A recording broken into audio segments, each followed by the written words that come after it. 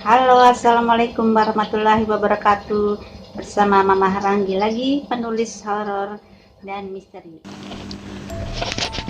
Jailangkung. Jailangkung ini salah satu unsur mistis di Indonesia yang sudah melegenda juga ya. Percaya atau tidak percaya, kalian pasti sudah pernah mendengar kisahnya. Dari cerita rakyat ataupun film, Jailangkung ini sudah banyak sekali didengar masyarakat. Jadi Jailangkung ini sudah ada sejak dulu.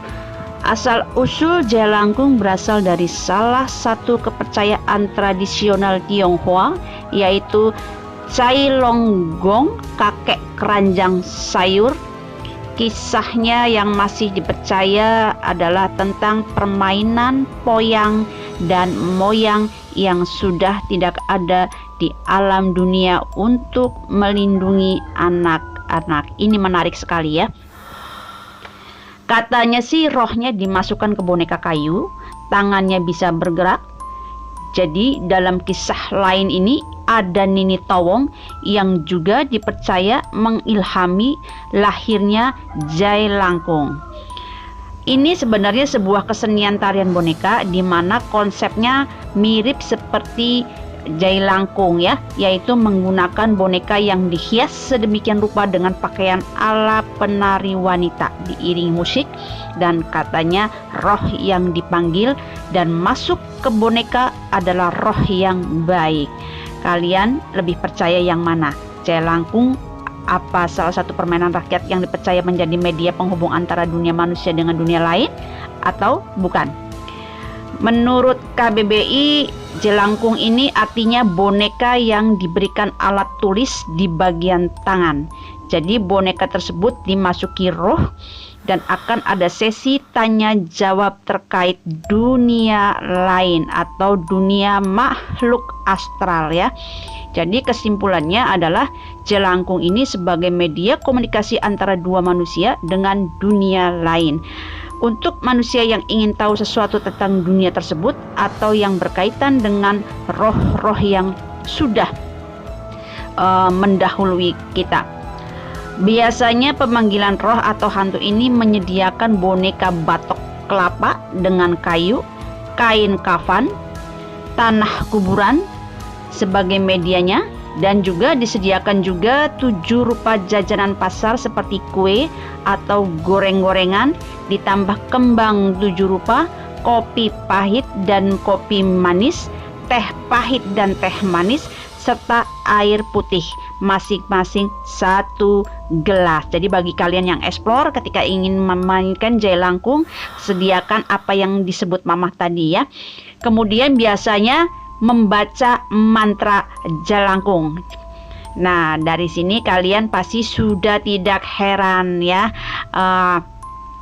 Dari versi 3 bahasa, dari bahasa Sunda, dari bahasa Jawa, dan bahasa Indonesia. Mama akan membacakan dulu yang versi dari bahasa Indonesia. Biasanya pemain Jailangkung ini akan membaca mantranya, Jalangkung Jalangset, di sini ada pesta-pesta kecil-kecilan. Jalangkung Jalangset, dateng gak dijemput, pulang tak diantar. Jadi yang biasa kalian explore biasanya membaca ini, mantra-mantranya sebenarnya ada tambahan tapi Mama tidak bisa memberitahu ya. Kemudian kalau bahasa Sunda biasanya akan membaca pemanggilan roh itu dengan membaca mantra Jalangkung Jalangset kasungsang judah mulang balik, sungsang sang sida mulang nu goreng kapulang wereng ayam maung pundung dating ampun badak goreng datang nyembah. Jalangkung Jalangset upih buruk ngarumpuyuk patulasan siaku awak aing, asal ti wetan malik ka wetan, asal ti kulon malik ka kulon, asal ti kaler malik ka kaler, asal ti kidul malik ka kidul, asal ti handap malik ka handap, asal ti cai malik ka cai. Itu dari bahasa Sunda. Kalau dari bahasa Jawanya, Hong Hyang ilaheng hen jagat alusan roh gentayangan onoe jalangkung jalangset siro wujude ning kene ono bolone siro wangsul ang supo yen siro teko gaib mene hono tondo ing golek bubrah hayo enggalo teka pangundango hayundang ang slupo ing rupo golek wujud. Ini bahasa Jawa, mohon maaf kalau mama membacanya belepotan. Jadi permainan ini biasanya dimainkan secara beramai-ramai pada saat bulan terang, dan saat arwah ini datang dia akan memperkenalkan dirinya dan bercerita dengan menggunakan bantuan alat tulis. Jadi sebelumnya itu kita sudah menyediakan alat tulis ya, atau biasanya orang-orang ketika makhluk itu hadir akan ditanya langsung. Pertanyaan-pertanyaan yang diajukan sangat beraneka ragam biasanya ya. Terus antara lain nama arwah tersebut, tahun berapa dia meninggal, dan penyebab dia meninggal itu seperti apa. Akan lebih baik digunakan untuk mempelajari keberuntungan yang akan datang. Biasanya seperti itu ya. Biasanya roh yang sudah datang harus minta diantar kembali. Tapi dalam versi bacaan justru datang tak diundang, pulang tak diantar, artinya tidak diantar, langsung menghilang sendiri ya. Permainan jalangkung ini sangat berbahaya bagi orang awam dan tidak mengerti akan alam gaib. Jangan coba-coba ya, karena biasanya orang yang memainkan permainan ini akan memerlukan imbas dari permainannya.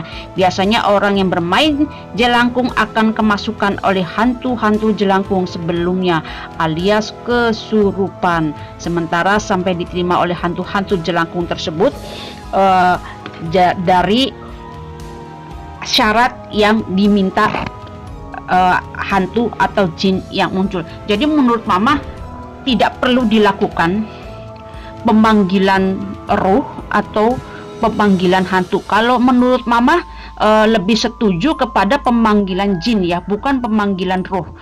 Tidak benar ada jalangkung bisa memanggil roh, itu tidak benar, karena roh yang sudah ada di tangan Allah tidak akan bisa dipanggil kita ya, terkecuali atas izin Allah. Itu pun hanya orang-orang yang benar-benar hatinya suci, benar-benar hatinya bersih, benar-benar dia tawakal kepada Allah. Itu ya, itu pun atas izin Allah, biasanya datang melalui mimpi. Kalau hanya pemanggilan seperti itu, seperti jalangkung ini, biasanya pemanggilan jin atau pemanggilan siluman. Pokoknya sebangsa makhluk gaib, makhluk astral. Dan ketika makhluk ini datang, biasanya kita bertanya. Tapi kebanyakan orang yang bermain jalangkung ini, ketika sosok jin datang, mereka ketakutan dan kabur. Ini yang sangat disayangkan sekali. Banyak sekali orang-orang yang memainkan jalangkung ini, ketika ada suara-suara, ketika ada penampakan sekilas, justru kalang kabut dan lari. Dan biasanya ada salah satu yang kerasukan, atau biasanya setelah pulang ke rumah mengalami demam tinggi. Karena itu mama tidak menyarankan kalian jangan pernah coba-coba memanggil jin apa saja. Jangan menantang, jangan serba ingin tahu, kalau pada akhirnya akan merugikan diri kita sendiri ya. Sebab kalau orang sudah kerasukan jin, kita akan jatuh, kita akan mengerang. Kalau tidak ditolong biasanya akan gila. Kalau tidak gila biasanya akan lama sekali jin itu keluar dari tubuh kita, kecuali ada yang menyembuhkan kita. Karena itu jangan macam-macam, kecuali ketika bermain itu ada orang yang paham masalah gaib, ada orang yang bisa menuntun mereka dan berani menghadapi ketika jin itu datang. Tapi sekali lagi jangan pernah coba-coba bermainan seperti ini ya. Kalau kalian ingin melihat jin, sebenarnya mudah. Diam saja seharian semalaman ada di rumah angker, di gedung angker, atau di makam, pasti kalian akan menemukan itu semua. Bukan CCTV atau rekaman video, kalian bisa explore seperti itu, daripada kalian hanya ingin serba tahu, tapi kalian sendiri tidak bisa mengendalikan, kalian sendiri tidak berani ketika sosok itu datang ya. Itu saja ya. Terima kasih atas perhatiannya. Esok Mama akan membahas asal-usul suster ngesot. Terima kasih ya, jangan lupa subscribe, like, komentar, share jika bermanfaat. Assalamualaikum warahmatullahi wabarakatuh.